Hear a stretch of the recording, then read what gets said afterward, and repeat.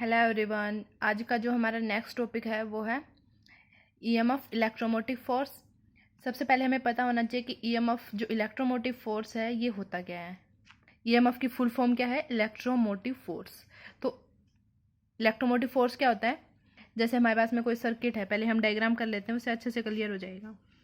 ये हमारे पास एक सर्किट है, यहाँ पे एक रेजिस्टेंस लगा है, ये हमने एक सेल कनेक्ट कर दिया और यहाँ पे एक स्विच लगा दिया। ठीक है। जब हमारे पास में ये जो स्विच है, अगर ये ओपन स्टेट में हो, ओपन स्टेट का मतलब क्या है? अगर ये स्विच हमारा ओपन है तो मतलब इसके अंदर करंट फ्लो नहीं हो रहा, और करंट इसके अंदर फ्लो नहीं हो रहा है तो मतलब ये यूज में नहीं है। करंट इसके अंदर फ्लो नहीं होगा तो मतलब इसका जो खुद का जो पोटेंशियल होगा वही तो होगा ना ईएमएफ।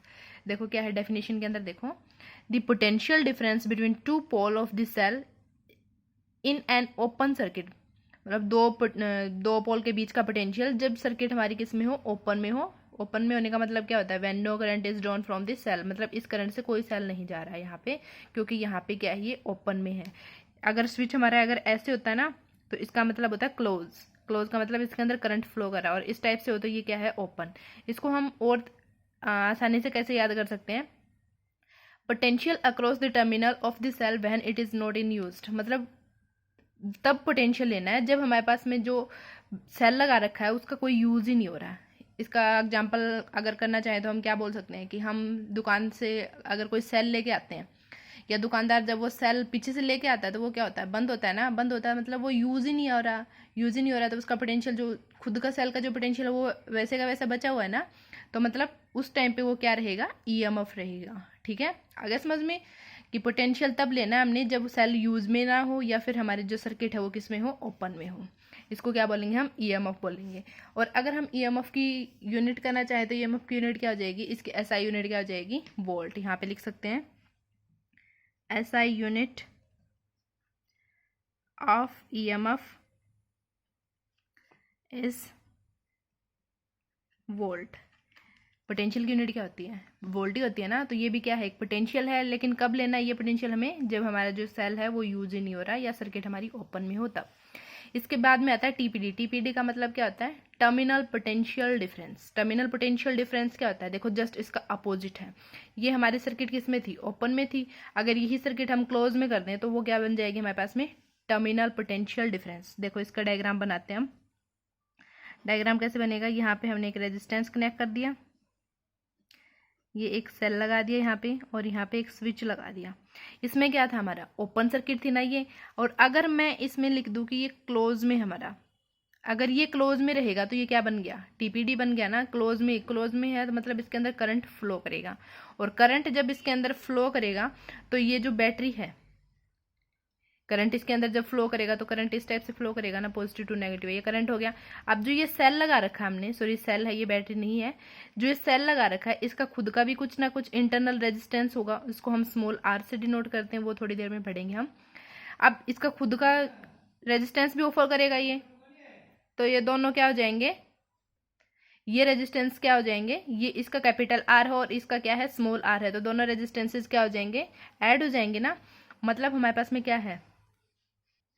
आपको हमेशा याद रखना है जो इंटरनल रेजिस्टेंस होता है, वो कोई भी रेजिस्टेंस दे रखा हो उसके साथ में हमेशा क्या रहेगा? वो ऐड ही होएगा। ठीक है। अब इसका मतलब क्या है? देखो यहाँ पे ये सर्किट हमने क्या कर दी?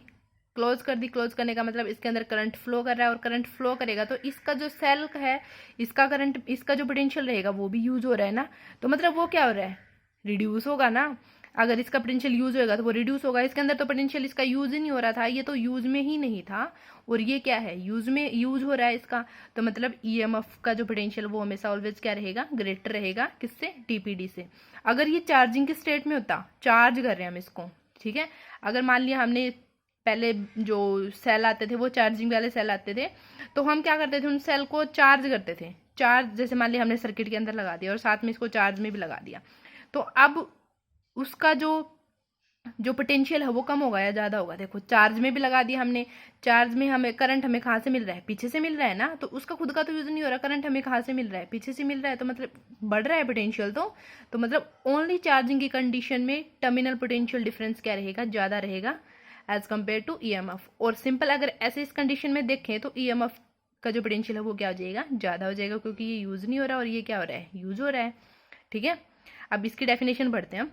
The potential difference between the two pole of a cell in a close circuit when circuit is drawn from the cell, when current is drawn from the cell, मतलब जब हमारी सर्किट क्लोज में हो और current उसके अंदर flow रहा हो तो उसको क्या बोलते हैं हम, TPD of the cell, terminal potential difference बोलेंगे।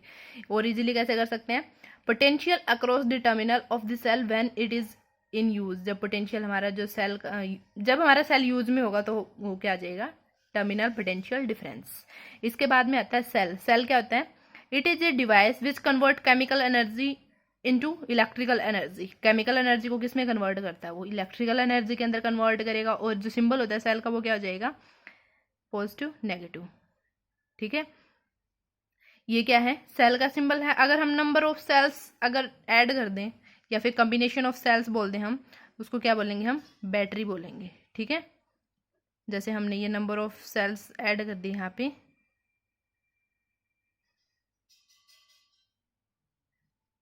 ये सेल हमने ऐड कर दी यहाँ पे, ये पॉजिटिव ये negative, number of cells combination है ना ये नंबर ऑफ सेल्स का, तो इसको क्या बोलेंगे हम, बैटरी बोलेंगे। ठीक है, अब इसके बाद में आता है internal resistance of the cell. Internal resistance of the cell क्या हो जाएगा, resistance offered by a cell, जब सेल का खुद का जो रेजिस्टेंस ऑफर करेगा उसको क्या बोलते हैं हम, internal resistance of a cell. यहाँ पे बताया ना आपको, ये सेल होगा इसका कुछ ना कुछ खुद का रेजिस्टेंस भी होगा, जिसको हम स्मॉल आर से डिनोट करते हैं, वही क्या होता है, internal resistance of a cell, जिसको हम स्मॉल आर से डिनोट करेंगे।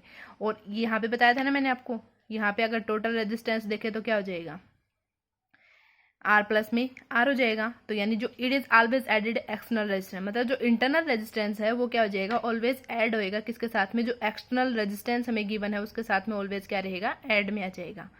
ठीक है, इसके बाद में आता है आपका सेल कनेक्शन। सेल कनेक्शन कैसे करेंगे, देखो हम, जैसे मैंने अभी बताया कि अगर हम डिफरेंट टर्मिनल्स को, जैसे सेल के जो डिफरेंट टर्मिनल्स है अगर उनको ऐड करते हैं तब क्या होता है, और अगर हम अपोजिट टर्मिनल्स को ऐड करेंगे, सॉरी सेम टर्मिनल्स को ऐड करेंगे तब क्या होता है। देखो सबसे पहले तो ये हमने एक सेल लगा दिया यहाँ पे, ये पॉजिटिव है इसका और ये क्या है, नेगेटिव है। ठीक है, इसी को हमने अपोजिट टर्मिनल से ऐड कर दिया, यहाँ पे पॉजिटिव लगा दिया और यहाँ पे क्या कर दिया, नेगेटिव, यानी यहाँ पे पॉजिटिव और यहाँ पे नेगेटिव है। ठीक है, ये मैंने बोल दिया ये E1 है और ये क्या है, E2 है।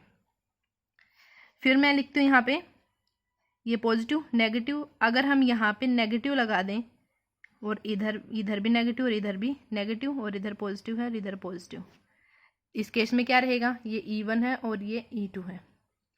और सेम ऐसे ही यहाँ पे नेगेटिव यहाँ पे पॉजिटिव, फिर से पॉजिटिव फिर से नेगेटिव, ये नेगेटिव ये पॉजिटिव नेगेटिव, ये E1 है और ये E2 है। इन तीनों केसेस में हमारे पास में जो सेल है उसका कनेक्शन कैसे करेंगे, देखो अगर हम अपोजिट टर्मिनल्स को कनेक्ट करते हैं तो हमारी जो टोटल जो कॉम्बिनेशन बनेगी वो क्या आ जाएगी, E1 प्लस में E2 बन जाएगी। ठीक है, ऐड हो जाएगी। अगर हम अपोजिट टर्मिनल्स को ऐड करते हैं यहाँ पे, इस केस में हमने लिख दिया कि जो E1 है वो ग्रेटर देन है E2, दोनों केसेस में E1 ग्रेटर देन है E2। ठीक है, अगर हम सेम टर्मिनल्स को ऐड करते हैं, सेम टर्मिनल को ऐड करेंगे तो इन दोनों केसेस में क्या बनेगा, तो E1 माइनस में हो जाएगा ये E1 माइनस E2, और इस केस में भी क्या आ जाएगा, E1 माइनस E2, ये बन जाएगा आपका। ठीक है, ये आपने ध्यान रखना है। इसके बाद में है फैक्टर अफेक्टिंग इंटरनल रेजिस्टेंस। जो इंटरनल रेजिस्टेंस है उसके ऊपर कौन कौन से फैक्टर काम करेंगे, देखो सबसे पहला है नेचर ऑफ इलेक्ट्रोड्स।